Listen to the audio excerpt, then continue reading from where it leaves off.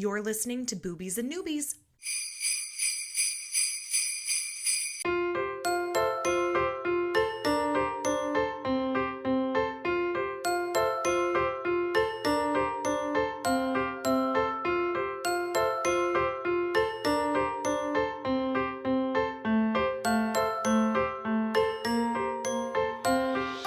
Happy holidays, everybody, and welcome to a special holiday edition of Boobies and Newbies, the podcast that asks novice romance readers to think outside the dick in a box and brave the unbridled world of erotica. I'm your host, Kelly Reynolds, and today's romance review marks the 4th episode in Boobies and Newbies 12 Days of Boobsmas. I hope y'all are enjoying Boobsmas thus far.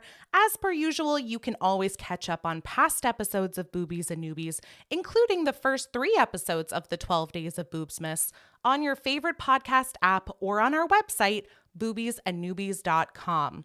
And while we're at it, be sure to follow us across our social media channels for any upcoming giveaway news and opportunities. That's at Boobies Podcast on Instagram, Facebook, Threads, and Twitter because I refuse to call it X, and at Real Kelly Ray on TikTok. There's still a few Boobsmas giveaway opportunities to be had, so be sure to enter. You could take home one of the amazing holiday romances that have been so graciously donated to Boobies and Newbies for those Boobsmas giveaways. On the 4th day of Boobsmas, we're talking about a few of, to quote my girl Julie Andrews, my favorite things. Dirty talking orc doms, a snow globe big enough to contain a theme park, and of course a nice heaping of family trauma. A couple final pieces of business before we get started, starting with a shameless plug for my holiday romances, Meet Me in Los Feliz and Venice Actually, both of which are available in Kindle Unlimited. Lastly, if you feel like making this podcaster's holidays a little merrier, and only if you have the means to do so, you might consider leaving a 5-star review on Apple Podcasts. You can also join the Boobies and Newbies Patreon family for as little as $1 a month and have instant access to bonus podcast clips, our monthly Boobies Unlimited book club, and so much more. And now, on to today's Boobsmas festivities. Joining me today for the 4th day of Boobsmas is Anna and Taylor, the dynamic duo behind the Naked Peaches podcast, an intimacy, self-love, and body image podcast based here in Portland, Oregon. They're also the photographers from the Naked Peach Boudoir, a boudoir photography studio based here in Portland, Oregon. So the next time you're in Oregon, stop on by and get some sexy photos taken. Welcome, Anna and Taylor. Thank you. Thank you so much. I'm super excited to have you here, especially because you came so highly recommended from a former podcast guest of Boobies and Newbies, Caleb, who is also a boudoir photographer. I know, likewise. And as soon as Caleb told us that he was on your show, I went and listened to the boudoir photography spicy book episode that you did together. And I was like, I love this. And I put it on my my Libby waiting list immediately. Yeah, that was a good book. The something pinup. Accidental pinup. Yes, thank you. I'm so glad you remembered it. That happens a lot on this podcast, by the way, is me forgetting the titles of books, the authors, the names of characters, you know, all the things that come when you host a podcast about books. But no, I absolutely loved talking to a boudoir photographer about a book featuring boudoir photography. But I'm so curious because I feel like boudoir has definitely been having its moment like the last few years. So what drew the two of you to starting your own boudoir photography studio? You go first. Okay. So we both come from like the tech and corporate world. I was not expecting that. No one ever expects that when we say it. You know, I worked in marketing for years. Anna was a product manager. You know, we worked in these environments. We were surrounded by like tech bros, finance bros, just like, and we both went through like a sort of midlife crisis where we just like, we're really ready to like do something different and like get out of the tech world. And you know, the stars just kind of aligned, like it worked out at the same time that we were both ready at the same time to do something different. So what we started doing was we started doing all these practice shoots with our friends. We spent all summer doing what we call a boudoir boot camp, where we got all of our best friends to come model for us. Yeah. And they were all so nice. And it is wild to see from the beginning of the summer to the end of the summer how much our photos improved. We should make a little video about that. We should. Yeah.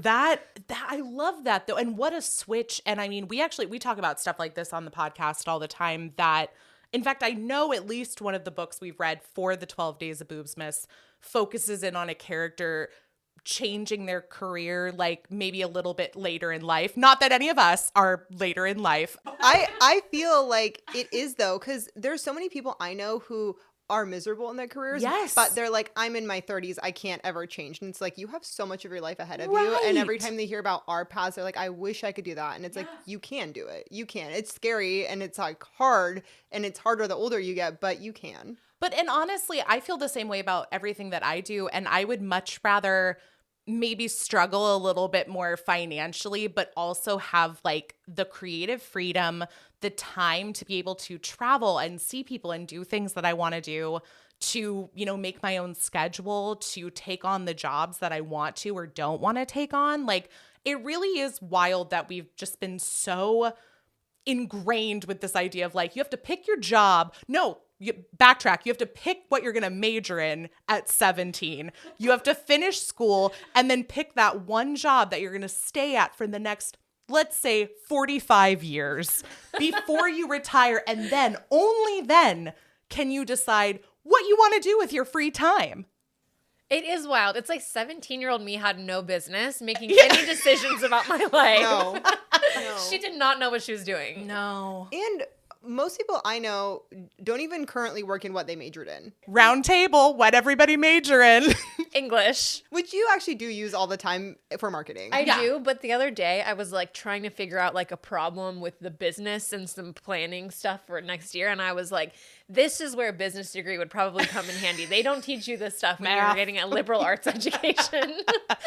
I mean, I'm right there with you. I have a degree in theater arts and I have a grad degree in screenwriting. So it's a lot of things that I'm sure like on paper, somebody would be like, oh my God, what is this girl doing with her life? But perfect for podcasting. Yeah, no, and that's the thing is, oh, no, first, your major. We have to hear yours. Oh, I majored in human services. So I was going to be a social worker.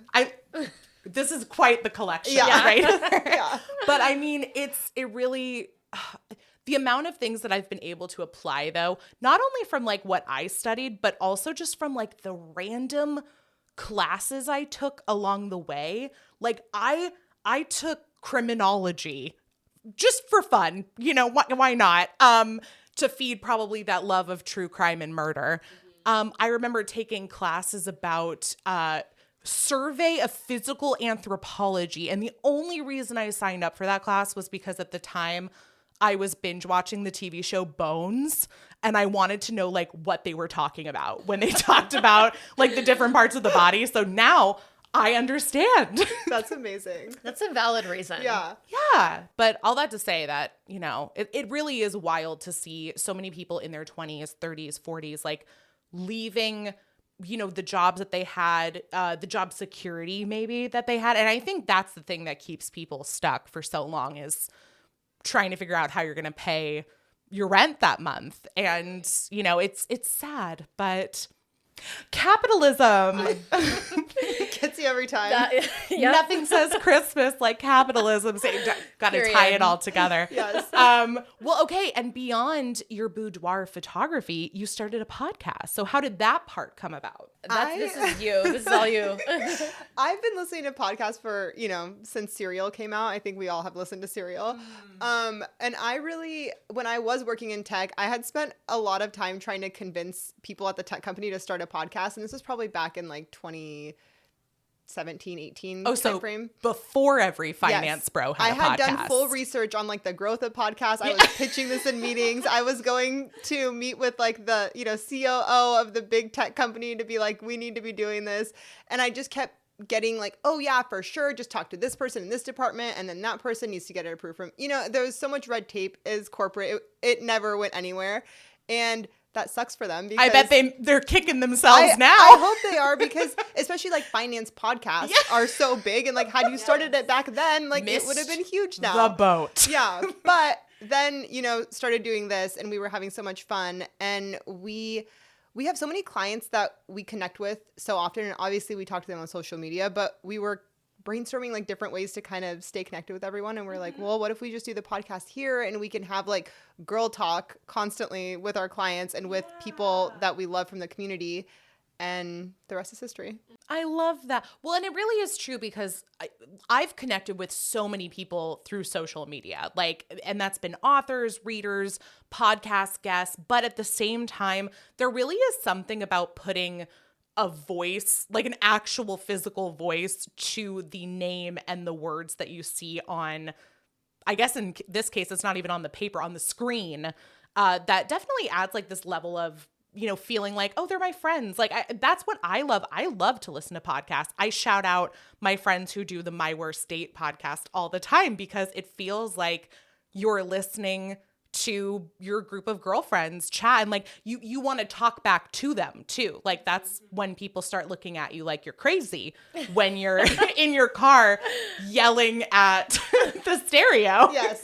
We get that all the time though. And I feel like with boudoir in particular, it's so important to feel really comfortable with your photographer, because you're doing this like super vulnerable thing. Right. And so we have so many people who come to us and they will reference like podcast episodes that we don't even remember, or they'll like pull up little details. Like they've done their homework, and it's the best.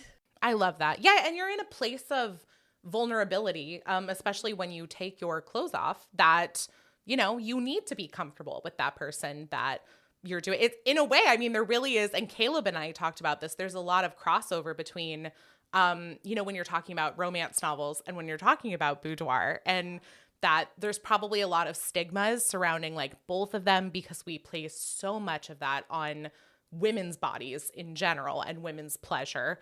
And I love that you guys are not only doing it, but talking about it and making it readily available for people to listen to. Thank you. We love it too. Well, where can everybody find and follow both the Naked Peaches podcast and Naked Peaches Boudoir? So you can find Naked Peach Boudoir at Naked Peach Boudoir on all the socials, nakedpeachboudoir.com. That one's a little bit easier, although you do have to type it all out, because we are, of course, shadow banned. Very shadow banned. On every platform. For the podcast, you can listen anywhere you listen to podcasts to The Naked Peaches. We're also on Instagram at peach.posse. We call our listeners the Peach Posse. I like that. And Peach Posse on TikTok. You can find me at T Smells, and you can find me at Anna McLaughlin Photo.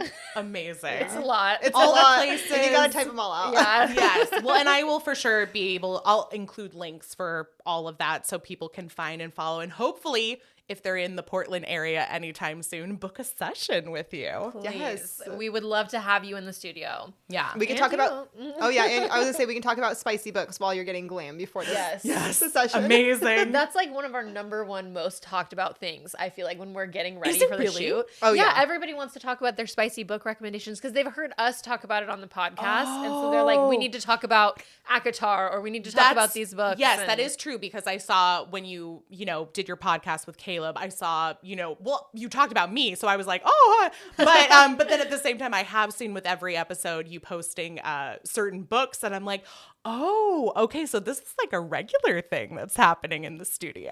Yes. We talk about it a lot. We've gotten really into it, I'd say, like starting this summer. We've been reading a lot more spice. Yeah, and we've all kind of like dragged. I feel like we have gotten our audience more into it, and they've gotten us more. It's a symbiotic relationship. No, I am a big fan of sharing the recommendations, getting the recommendations. So, well, keeping that in mind, let's give one more recommendation, and that is going to be today's reading selection. And we are talking about Hookup to Holidate by Priscilla Rose.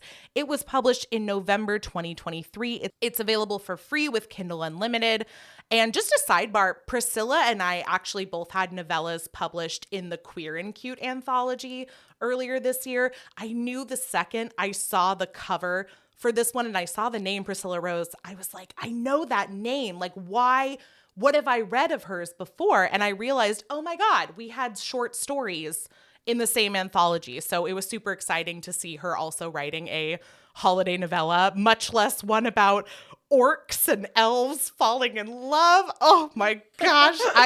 I was not prepared for this book, but it was so wonderful. Let me go ahead and give everybody the synopsis for Hookup to Holidate, and this is straight from Goodreads, and then we will get down to it. So here we go. Indigo Watson gets serotonin from sticking to her plans. She has a long list of to-dos, including grading midterms, and the list only grows longer when she meets a sexy half-orc at the bar. After spending a weekend with the woman, Indigo is beside herself with feelings, and for once, it's not anxiety, it's lust. Vega Daelor is an orcling woman with a body of steel and a heart of pure gold. She recently started a new job as department chair of charms at Augury University, but everything goes astray when the submissive little elfborn she's been fooling around with turns out to be her subordinate. With the holiday season upon them and a perfect sister to outshine, Indigo gathers up the courage to ask Vega to be her Holidate. It's a foolproof plan. She'll have a hottie by her side to show off to the family, and she can get Vega out of her system for good. But when the sun sets and the string lights rise, it's a good tie-in to Christmas, I like that, they find themselves falling for each other instead. Will Indigo follow her job's zero fraternization policy, or will she be asking for a girlfriend this Christmas? Ooh, why not both? Okay, I'm going to put it to you guys first and say, first of all, I know that you're newer to the spicier side of romance, but had you ever read a monster-ish romance before? Never for me. I had read one. It was like a human and a shade that were in love with each other. Okay, so this was like a first of cross-species, different magical, fantastical species falling in love for you. Yes. And I love that. I've had people in my DMs talk to me, as Taylor said, now that we talk about it more often, people DM us about their recommendations all the time.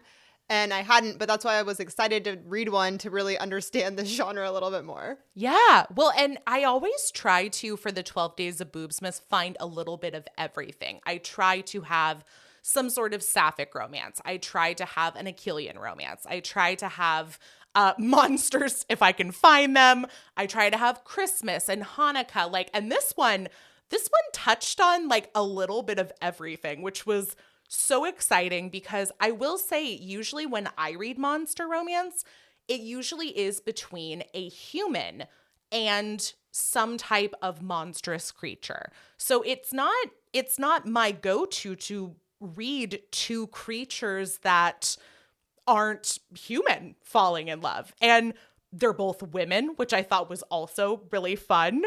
They're both very different sizes. I know some people really like a good size difference in their romance, but I usually don't get to read it with women, where one of them is so muscular and buff, and I actually really love how this book kind of talks about gender in general. I also really enjoyed the description of the different bodies, and I mean Vega's hot. I'm just gonna say it.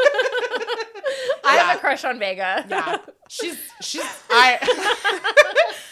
The more that she was described, I was like, well, damn, this woman could pick you up. Yeah. She could pick up anybody. I had a crush on her as she's described in some of her mannerisms, but then every time they would talk about the tusks, it's where it lost me. I was waiting. I knew somebody was going to bring up the tusks. I'd be like, oh, this is spicy. I don't want a tusk on my neck. Never mind. Okay, I do think of tusks as being sort of stained and brown and kind of like I think of a wild boar. And that's Yes. And she talks about how they would eat boar to her. Yeah. And I was like, ooh, that's bringing me back to the boar visual again. And I know that that's not, I just think of it as being tusks are to orcs as fangs are to vampires. But with vampires, they're just less pronounced, I guess. We tuck them away, and tusks, not so much. But I don't know, if you've had them your whole life, you probably know how to use them. That's a good point. That's true. or not use them, I guess I should say. But yeah, I really thought, and I will say, I am going to blank on like names and locations, but one of the things I love about this book is that there's several pages at the beginning where you have a glossary of terms, including names and locations. You have a map, which, oh my God, I fucking love a map in a book. Like whether it's a small town or like a fantasy, kingdom, I love a map. So I really appreciated that as well. But what I really loved is that there's a lot of talk about how this is, formerly the world that we live in. But I think they say it takes place in like 6,000 or something, right? We're talking like a few thousand years into the future. But this version of the world looks a lot better than our current version. I'm just gonna say. Climate change has been reversed. We love that. Yes. I was like, the convergence is something I wish would happen today. Yes. And then we could just move past everything that's currently happening. Yeah. Yeah. And like to sum it up for everyone listening, I think the best way I can think of it, whatever this convergence was, it sent some of we don't recognize the same countries that like we do today, but there's still like discussions about like, oh, well, that's where Italy used to be, or that's where this used to be. They're always talking about how Scotland ended up on like a different planet, which I think is really funny, like of all the places, but that there's still 7 continents. We just recognize them differently and what's there. I love that this book calls out so many awful things about specifically America, but like just in general, like, we changed the names of North and South America, even though they're still there, to recognize like the indigenous people that live there. And so they're named after that. And there were just so many things that I thought were done in a really smart wink, wink, nudge, nudge kind of way where like you could read into them as much as you wanted to. And of course I did, but you can also just accept this as like the fantastical world that it is. Yeah. Or even like Thanksgiving, like they got rid of Thanksgiving and now it's Gratefulness Week. Right. Yes. And I was like, that's fun. Like I would celebrate a whole week of just being grateful for what's going on, you know? And it all makes more sense. Yeah. And that's why it always drives me nuts. And I don't know how deep into like book talk the two of you are. But if you're not there, you will be soon. So long I'm there. Yeah, as long as you continue your reading journey. But this is like a constant discussion we have on Book Talk, is this idea of like, oh, well, books are just fiction. Like they're not political in any way. It's not real in any way. And this is like the perfect example of how you can create a fantastical world while still paying tribute and calling out things about the world that we live in, which I think was done in a very seamless way. One of the things I really liked too was the government structure where it's like jury duty. Yeah. I thought that was really fun. Yeah. Yeah. Nobody's in charge. It's interesting to think about it that way. I mean, it's I will say, dare I say, it's very close to communism, which I am okay with. But they still have money, so I guess there is still a system. Yeah. They're still shopping and stores and There is technology because they talk about how they scan things with their phones. But at the same time, it's really interesting because while there's technology, and they use that to like pay, there's also magic. I mean, so it's kind of interesting because I feel like anytime I read something futuristic or otherworldly, there's usually one or the other, where it's like we've leaned into the magic, we use magic, or we've gone full technology. And I liked that these two could coexist the same way that they also have humans attending university with, satyrs and orcs. Like, why not? Well, they did talk about how certain, are they like, I don't want to call it countries, or certain areas would be more tech heavy and others would be more magic heavy. And then you have even where the university was, where that seemed to even go back further in time, where it's like they're in tree houses. Yeah. And I'm like, that's so cool. It's like a jungle. Yeah. Oh, and I loved when they talked about how they were going to open a new like location for the university that's in caves by the sea, and they're like, yeah, it's gonna be perfect for all of the kraken and mermaids. Yes. And it's just like very matter of fact. Yeah. And how the mermaid that was at the current university was like, she's like, oh, well, she's in a tank for accessibility. And I was like, I would never have thought of that. Oh Yeah. my God. And talk about accessibility. They talk about how even in like these tree houses in their jungle of a campus, there's a whole section where she talks about how like people who use canes or wheelchairs like can, access them via lifts. And I'm just like, oh my God, there's so much thought put into this. Like you are literally accounting for everybody that could be there and meeting all of their needs. What a wild idea. Ugh. But yeah, I've monologued enough. So what else did you guys really enjoy about it? Okay, my favorite thing was the familiars. That's my favorite thing too. I knew you would say that. I loved the familiars. I'm like, I want a whole book of just the familiars doing their little things. Spin-off novella. And they're like, they become besties with each other. Yes. They're like curling up on the couch at night watching. It's like my cat, basically, but like a friendlier version of it that will go everywhere with me at all times. So they curl up and with wings. And then they even like push them when they're like, it was like pushing her to go pursue potions when so it's like it knows when you're not happy and it's like, I want you to be happy. And I'm like, what a great pet. Like my cat would never. So cute. I know, they're so encouraging. Like they really do, even though they might not like speak our language, like they definitely know what they're talking about and they're able to like communicate too, which I think is great. I mean, it's so funny. We talked about how, pursuing different jobs outside of your major and everything.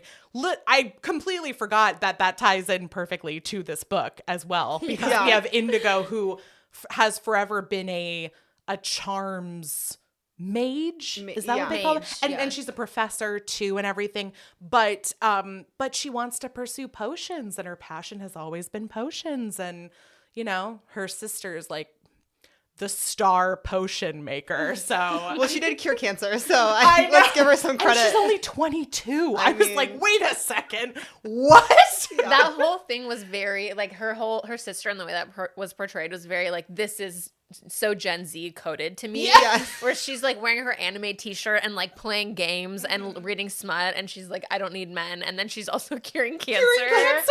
I loved her. That's the funny. I did see a TikTok recently where somebody was like, oh, we talked about how like we shouldn't be doing this like for the last few years, but then like you get like one mention of this to Gen Z and like in a day they've like boycotted the entire company. Yes. I agree. I thought she was very, very Gen Z. Oh, the other thing that I really liked was, I know I mentioned how they kind of also discuss, obviously they recognize different races and genders, but at the same time, like they don't play the role in society that like they do in our society, which I think is great. But I also love this moment that it's in the inner monologue of Vega, where she's really upset that there's a lot of pressure being put on both Indigo and her sister by their mother to find a partner. And I was like, oh my God, okay. This is like also very current, because this is a conversation that so many women are having, especially of like not necessarily fulfilling these like stereotypical like roles and ideas that have like been created for women. But Vega says, I think the problem I have with people like Mrs. Watson, meaning Indigo's mom, is that Indigo and Iris don't need to find love. I want them to, especially Indigo, if that's what they want, but it's not required. You can live a full life without romance, without sex. Everyone's needs and desires are different, and it's weird of her to push her personal expectations onto her daughters. Oh, gosh. I mean, if that's not some trauma that I think so many, especially women, but also men, are dealing with today, I don't know what is. I mean, there's so many people who just need that sentence to be read to them. Right. Just like send that to everyone's, Yeah. Well, and for how like advanced the society is, her parents are so old school. Yeah. Yeah. And I did think that was interesting that they would talk about, at the university, a lot of the professors are like in their 20s, but there is sort of that older professor that maybe doesn't understand a lot of the things that have changed. And I think we see that a lot today. And I do think that's actually the root cause of a lot of problems that we have today, is just this like difference, this generational gap that has created such a divide between what was and what is happening now, and sort of like where those collide. And the older generation having so much power, you know, like a disproportionate amount of power. Yeah. I mean, so if we could all live in this world in 6,000. Yes. Especially because the snow globe date that they went on sounds like the most magical Christmas date. Literally ideal Christmas day. Ideal Giant. I mean, like, I saw the picture on the cover of the two of them in a snow globe, and I just thought, Christmas, yeah, snow globe, of course. I didn't think they were actually going to go somewhere where they could go inside of a snow globe. Yes. It's like an amusement park / like winter wonderland made by magic. And then you're like, have this amazing ice skating experience. Globe. Yeah. It sounded perfect. Okay, Yeah. One other thing, can I go backtrack before we get too deep into the Christmas Yeah. stuff? Because there is one other thing I really liked about this book, was that I really liked the way Vega handled Indigo's anxiety. Like, I felt like it was such a good example of like how to be a good partner to someone with anxiety. And like, in most of the romance novels I've read, I feel like anytime there's like someone with anxiety, it ends up just being like a miscommunication plot device sort of thing. But this was, I don't know, I just thought it was really cool how like supportive Vega was, and how good she was at like kind of being a grounding presence for her. Right. No, and my book that came out this fall, my hero has anxiety, and there's like an on the page anxiety attack that he has. And so I'm always very appreciative to see how anxiety is represented in books when it's done so in like a healthy, respectful way. But I like to see that anxiety manifests itself differently for so many people. And so I like also seeing what anxiety looks like for Indigo versus what anxiety looks like for like my hero Killian. Like it's very nice to see, because again, at the end of the day, you want to read about characters that are representative of you and your family and your friends, like in some way. Like, obviously, are we all orcs and elven creatures? No, but that doesn't mean that there aren't elements of Indigo and Vega's characters that we can't identify with. Yes, period. Okay, we would be remiss if we didn't talk about the sexier side of the book. And let me tell you, this one not only bangs, but it bangs in like chapter 1. Like page 3. Yeah, we get to it. So I do appreciate that. You know, it's only my Kindle, I read on my phone, but on my Kindle app, it was only like 200 pages long. Yeah. And so it's on the shorter side, I would say, of a holiday romance. And there's still a very good amount of heat in it. Yeah, there are quite a few scenes. You've got a few to choose from. So I'm very curious to see if we've all highlighted elements of the same scene or multiple scenes. I'll tell you, I went for the very first one. Like, I started at the very beginning and was like, I'm just going to go with this one because this is pretty hot. Okay, I didn't go with the first one. I was a little further in. Should we reveal which ones we picked? Yeah. Here, you know what? I'll start at the beginning with mine, because then we can just go like chronologically with the spicy time. So I have the first night that they hook up, because as the book is titled, Hookup to Holidate, it starts as just what's, you know, maybe a fling and then becomes more. But I just love this because of Vega's dialogue that's in here. So V's hands are soft to the touch, but strong as they flex and shift, pumping into me. I can feel the wetness between my legs, and V smiles into my mouth. I'm sorry, I say, not meaning to drip onto her sheets. I don't want to ruin them. Don't you ever apologize. I want you dripping all over my hand, and I want to taste every drop. Her words are soft and full of heat. V kisses me, her tongue swirling with mine and her hand pressed hard against my jaw, pulling me in deeper. She lets go and shifts off from on top of me before laying flat on her back. I sit up and notice. She's smiling. It's a wide grin, most of the top of her teeth showing, and she looks ridiculous. The expression is still sexy, but so silly too. What has you grinning like an idiot? I ask. Sit on my face, she instructs me. My eyes go wide. What? One of her eyebrows shifts up. It isn't up for debate. Do it now, Indy, or suffer the consequences. Spicy. Ooh, I love a good face-sitting scene. You don't get enough of them in romance. That's so true. I'll take it. We do need more face sitting, although the tusks, again, something you gotta navigate. I know. Can you hold them like handlebars? Like, Oh, is it maybe that that kind makes of it- thing? Yeah, maybe they're Yeah. like above the nose, kind of, so they're not getting in the way. Yeah. Yes. Yeah. That Although could I actually, guess it depends on like tusk placement. Yeah. I mean, clearly V was very good at what she was doing because Indigo was really enjoying it throughout the whole book. Yeah. So. yeah, we knew what to do. Yeah. We knew what to do. This wasn't V's first time. No. Okay, what did the two of you highlight? Mine is the scene with the magical floating vibrator. Is Oh that yours? my god, it's so good. Only because I was like, it really blew my mind to be like, oh my god, if I could magically just have a vibrator attached to my clit at all times, we could be Right. doing such fun things. You have free hands. Free hands. are free. Everyone's Like, hands are free. There's just so many positions you could be in that Yes. are so much harder to like have good clit stimulation and normally, you know? Mhm. And then you don't have to be, trying to shove a vibrator there or whatever else you're doing. I have another holiday recommendation for you before you read this that also involves like magical sex toys that free up your hands. Santa Claus is Going to Town on Me by M.L. Eliza, I think. And it is a Santa erotica romance with Obsessed. a plus size woman. And Santa in that one is really cool because he can like change how he looks. Like he can be like a big belly daddy Santa if you want, but he can also be like 6 foot hunk of man meat Santa. Like he can do whatever he wants.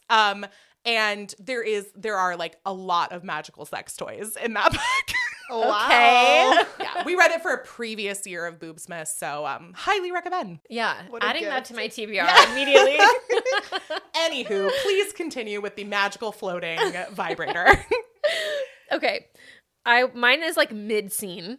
As if sensing my need, she uses her other hand to fling her magic out, driving the setting of the small bullet-shaped vibrator all the way up. My legs are shaking, hanging off the counter across from her, but my arms won't move. Can't move. Vega, I say, as she dips her fingers in and out. The sounds of her body opening up is driving me mad. I'm so incredibly close when she snaps her fingers and the vibrations come to a complete stop. You bitch, I say. Out of breath and overwrought. I half mean it. Tisk tisk. Talk to me like that and you'll get nothing, little rabbit. I mean, we've got... Yeah. We love a pet name. Yeah. We do. We love some like teasing and edging. It's great. Yes, and then we've got the magical vibrator. Like, what more, What more need? could you ask for? How about you? Okay, mine's also 50%, but I think it's just a different part. I think it's the very beginning of that when they start hooking Okay. up because she's like, one of V's hands strokes my thigh while the other grabs my hair, exposing my neck further. I'm moaning and enjoying myself when my brain starts doing the math. What's holding up the vibrator? I shift my head, looking straight into the pools of gold she has for eyes. How are you doing that? Magic, she says with a wink. Oh my, she can use her hands for other things. And I'm just like, it's true, she can. Yeah. This is really Yeah. getting spicy now. I like how they also talk about using magic because like V says, I don't use it for something like as innocuous as like setting the dinner table, but like for sex, yeah, sure, why not? I'm Worth it. Yeah. Okay, good. I'm glad we're on the same page. Priorities. It's all about priorities. Right. Well, and then at the very end, she gifts Indigo a strap-on, and I was like, "Aw, how cute." But yeah, there's no shortage of spicy scenes. There's no shortage of toy play, which it still shocks me. And I don't mean to say this in like in any way to like shame any of our listeners or readers, but it always shocks me when I talk to readers who will listen to an episode or read a book recommendation that I give them and say, "Oh my God, that was the first romance I read with toys in it." And because it's just I feel like it's become so regular in a lot of the romance that I read that I just assume, silly me, that that's what everybody else is reading, and they're not. And it's just a great indicator that there's so much romance that's out there. There's so much variety in romance that's out there that you don't really know what you might be missing out on if you're not trying out a few other things to read. Yeah. Well, and I think there's this stat of women having an orgasm when they have sex with a male partner for the first time. It's like 30. I'm gonna That's a butcher generous it. very percentage. low. It's a really low percent, but the first time they have any kind of like playtime with a female partner, I think it's closer to like 90% or something. Of course. Which obviously, because we know what we're doing, but it's like, yeah, like get your toys out. Do what you need to do to get yourself off. Like, live your best life. I'm also reading some smut right now that's like this woman is coming 7 times in a row just from penetration. And I'm like, this is a lie. Like, we need something else happening here, okay? know. Like, I know this isn't actually feeling like this when they're good. doing a doggy style and there's no stimulation happening on the clit and she comes, I'm like, come on, that is not real. That's not happening. And as people who listen to this podcast know, this book had lube, and I approve. Like I'm always pushing for more lube in romance too. Yes. And I'm like, first of all, if they're doing anything with the back door, I'm like, if they're not using lube, it's a DNF. We're done. Like, I'm not reading the rest of it. The one I'm reading right now, she is having sex with 2 guys. One is in her vagina, one is in her butt. No mention of lube. And I'm like, this we're is done. not That's true. it. This is, and Book's she's coming over. nonstop. I'm like, this is a lie. No, she is tearing in real life. That's what's It's happening. now just one hole because they literally ripped her apart. God, awful. Yeah, no, I am a big proponent of lube, but even beyond anything, anal wise, like I love just seeing people use lube and normalize the use of using lube in romance novels. So, yes, they do use lube. Oh man. Well, any final thoughts about the book or romance at large before we head into our game? I feel like we covered it pretty in depth. Yeah. More monster romance? Do you think you're up for more? Oh man, maybe. I think I need it with less animal characteristics personally to be, because like I said, I feel like I'd be like, oh, this is hot, and then I'd be like, no, the tusks are just too much for me. But maybe the one you were describing with a shade? A shade, yeah. Maybe that could be hot. Yeah, I think I'm definitely open to more monster romance, and I'm curious to like try different types of monsters, because I feel like there's a very wide range of, different creatures that it could be in the book. Right, exactly. And you might find like ones that you're like, ooh, I didn't know I liked that, but then you might read another one that you're like, oh, no, that's no. So we all have things that work for us and don't work for us. Yeah. And that's not to be expected to be the same for everybody. So I like monster romance, but I tend to gravitate a little bit more towards humanoid monster romance, but I do love a good alien too, let me tell you. Ooh. What's a good alien one? Do you have a good recommendation? So a lot of people will tell you Ice Planet Barbarians because that is probably the most recognized alien romance series. Funny enough, have an alien Christmas romance recommendation for you. 'Tis the season. And it's so good. And it's called Claimed by the Alien Bodyguard, which I know does not sound Christmassy, but if you see the cover of it and there's like snowflakes and everything, so it is Christmassy. But that is a Tiffany Roberts book, and Tiffany Roberts is a husband and wife writing duo. I know, precious. I freaking love it. That's so cool. And I just really love the way, and it takes place on Earth. So I think that's the other thing is I actually kind of like when there's still enough stuff that I can cling to like be able to buy it in my mind. He has a tail and he uses it for activities. Wow. Okay. It's also a single mom romance set in like a small town in, I don't know, it's like Colorado or Utah or something. There's snow. It's very cute, but also very spicy. Oh, okay. Interesting. Yeah. I'm so gonna there have you to go. like when we finish recording, I need to add all of these to my list. Yes. Gotta get the Santa erotica, gotta get the alien holiday romance. I know there's so many genres yet to be explored. No shortage. Well, okay, ladies, I think it's time we wrap things up with a little game we like to play for the 12 Days of Boobsmas that I call Tit or Tat. Ooh. And really, this is a game of this or that featuring things mentioned in the book that we talked about today. So I will ask you which you prefer, and everybody listening at home can play along and also hear a little bit more about things that you'll find mentioned in this book. Okay, starting with potions or charms? Potions. Yeah. Follow your heart. Yeah. I just also like the idea of like, and granted, maybe I just don't know enough about charms, but charms in this book kind of felt more like you would just sort of like wave your hand and something would happen. Potions I liked because you actually like do the mixing of ingredients. Like it's the witchy part of me that loves potions. Well, tactile. and they were saying like potions, at least in this world, aren't mass produced. So if you have one, it's because you either made it yourself or someone gifted it to you. And so I'm like, oh, so you're like really smart if you're figuring out how to make all these potions and do all these cool things. Yeah, no, that was a cool element about it. Okay, how about some festive drinks? We've got a sex on the beach or an Irish coffee. Both delicious. Okay, I have been hearing sex on the beach in so many of my spicy books lately, and I actually don't even know what the ingredients are in a sex on the beach. Okay, well, I have a confession to make. I got sober when I was 18, so I actually have never had any of these mixed drinks that I ever read about. Okay, well, I can tell you if you want to know what's in a sex on the beach. It's very colorful. It's like a pink, red, orange gradient kind of thing. Beautiful. And it's got vodka, peach schnapps, orange juice, and cranberry juice. I would drink that. I would have drank that in my drinking days. You know what? I bet that would still be great without the booze. Yeah. You do like maybe like some grenadine, orange juice, cranberry juice. Say less. Little sparkle in there.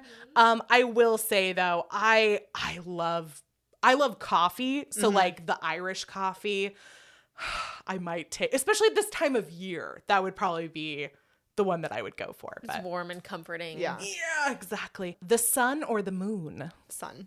Moon. What about you? I don't know. I would say moon just because I hate being hot. So, there's a reason I live in Portland. Fair. The jungle or the beach? The beach. I'm going to say jungle just because the tree houses, I mean, just the vibes, you know? The Yeah. vibes were immaculate. The jungle animals, though, are a little scary. I'm not going to lie. Like, if you're stranded in a middle of a jungle versus on the beach. I'm talking Beach, you're going to have bugs. That's the trade-off, I feel like is, well, no, you're going to have those in the jungle, too. Yeah. The humidity. Nah, I got to go beach. We've already talked about how I don't like heat. I don't like humidity either. Piercings or tattoos? I'm a tattoo girl. Yeah, I think tattoos are hot, especially when you're reading about a character in a book. Like when they're all tatted, you're like, ooh, yeah, badass. Still trying to convince my husband to get his first tattoo. Hey. I mean, 'tis the season. Yeah. Honey, Christmas is coming up. Yeah, I like both. I like both on myself. I like both on other people, but I do love tattoos. But you know what? I love reading a book where like somebody has like a surprise like nipple piercing. I'm like, ooh. Yeah. Wait, didn't Vega have her septum? She's septum. Yeah. Wasn't she using that at some point, or wasn't it? I feel like it was included in some. Oh no, they talked about how one of Indigo's friends has a boyfriend who has a vibrating tongue ring. That's right. Which, How did by we the forget way, about that? I was like, well, why? We need this to be like, it's like Chekhov's gun. I was like, I want the vibrating tongue ring to come into play. Yes. Well, and I mean, I feel like we have the technology. You know, like this could be a thing now. Like, can't you just charm your tongue to God. vibrate? Like, you would think. Love. I don't know. I don't know the rules well enough, but lasagna or ramen? Ramen. Yeah, although my mom did say she's making lasagna for Christmas, then I got really excited. I mean, it's like a nice nostalgic dish. But I love ramen. lasagna. Is just like so. I'll eat ramen every day of my life. Same. Oh, same, yeah. No, lasagna is like you have to do it only once in a while because like you're also going to immediately pass out after having lasagna. Yes. Like, you can't eat lasagna and then go do something. Like No, the day is over. Yeah. Yes. Yeah. The weekend is over, perhaps. Just gonna be sitting around full of lasagna. White lights or they say pastel. White lights or pastel lights? Pastel. White. Okay, classic, fun. Yes.